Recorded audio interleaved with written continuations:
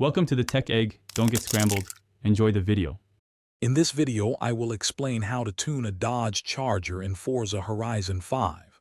First, always start with a balanced base tune. This provides a solid foundation before you begin making specific adjustments. Remember, every change you make impacts the car's behavior, so test frequently.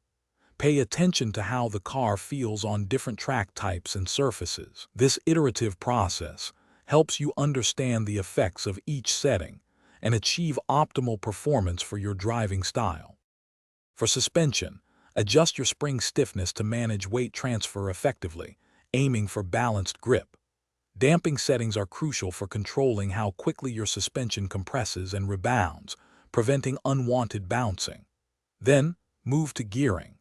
Optimize your gear ratios to ensure strong acceleration out of corners and a high top speed on straights. A good starting point is often a slightly shorter first gear for quick launches, then progressively longer gears.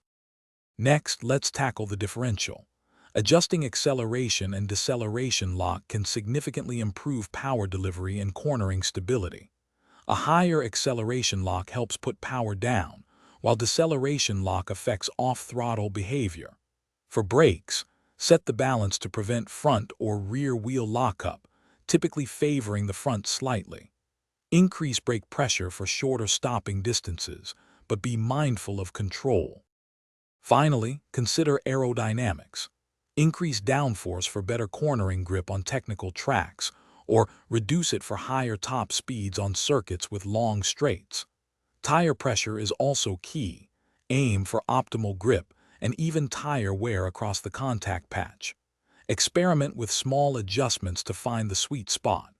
Don't forget to check the description for a link to those amazing leak-proof meal prep containers and other great deals. A well-tuned car makes a huge difference. Thanks for watching. Consider subscribing if I helped unscramble your problems.